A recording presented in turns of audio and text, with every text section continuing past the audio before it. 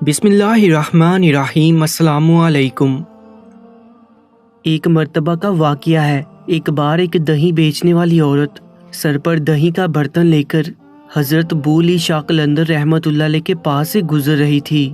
حضرت ابو علی شاہ قلندر رحمۃ اللہ علیہ نے اسے روک کر دریافت کیا، دہی بیچو گی؟ عورت نے ٹھہر کر جواب دیا، دہی بیچنے کے لیے ہی تو بوجھ اٹھائے پھر رہی ہوں۔ میاں جی، دہی قیمتی ہے، تم اسے خرید بھی پاؤ گے؟ حضرت ابو علی شاہ قلندر رحمۃ اللہ علیہ نے اس سے پوچھا، کیا قیمت ہے؟ عورت نے مسکرا کر کہا، سونے کا ایک سکہ۔ حضرت ابو علی شاہ قلندر رحمۃ اللہ علیہ نے اپنے زانوں کے نیچے سے ایک سونے کا سکہ نکال کر عورت کی طرف اچھال دیا اور بے نیازی سے کہا کہ جاؤ، یہ سکہ بھی تمہارا اور دہی بھی تمہارا، فقیر کو کچھ نہیں چاہیے۔ عورت نے انہیں حیرت اور تعجب کی نظر سے دیکھا۔ سکہ اس کے ہاتھوں میں تھا تو وہ چلی گئی۔ جاتے وقت وہ ان کی طرف مڑ مڑ کر دیکھ رہی تھی اور اس کے بعد وہ چلی گئی۔ وہ عورت 4 روز بعد اسی علاقے میں پھرتی ہوئی جھجکتے پہنچی۔ حضرت ابو علی شاہ قلندر رحمۃ اللہ علیہ نے اسے دوبارہ ایک سکہ دے دیا اور پھر اسے وہی کلام کیا کہ فقیر کو کوئی چیز کی ضرورت نہیں۔ اس کے بعد سے وہ عورت کا یہ معمول بن گیا کہ وہ عورت آتی اور سکہ لے کر واپس چلی جاتی۔ ایک دن وہ عورت گھر پہنچ کر اپنے شوہر سے ان کی تعریف کرتی جا رہی تھی۔ وہ عورت بے اولاد بھی تھی تو ایک دن ان کی تعریف بھی کر رہی تھی تو اس کے شوہر نے اسے کہا، تو اتنی میاں جی کی تعریف کرتی ہے اور سکہ بھی لے کر آتی ہے، تو ان سے ایک بیٹا بھی مانگ لے، وہ اللہ کے بہت ہی نیک بندے معلوم ہوتے ہیں، کیوں نہ تو ان سے ایک بیٹا بھی مانگ لے۔ اگر انہوں نے دعا کر دی تو یقیناً ہم جو بے اولاد ہیں صاحب اولاد ہو جائیں گے۔ دوسرے روز عورت نے حضرت ابو علی شاہ قلندر رحمۃ اللہ علیہ کے پاس پہنچ کر بیٹی کی تمنا ظاہر کی اور اس سلسلے میں ان سے دعا کی درخواست کی۔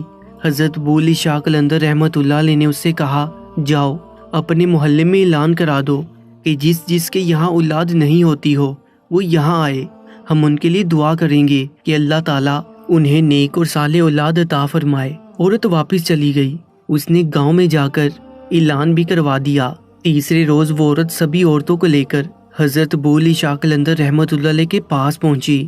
حضرت ابو علی شاہ قلندر رحمۃ اللہ علیہ نے پان کی ایک گلوری کے ٹکڑے کیے اور ایک ایک ٹکڑا تمام عورتوں کو کھلا دیا۔ ایک عورت کو چھوڑ کر ساری عورتوں نے پان کھایا۔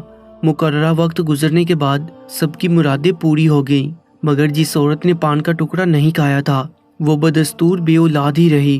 اولاد حاصل کرنے والی عورتوں نے عقیدت کے طور پر دہی کی ایک ایک ٹھیلیا حضرت ابو علی شاہ قلندر رحمۃ اللہ علیہ کی خدمت میں حاضر کی۔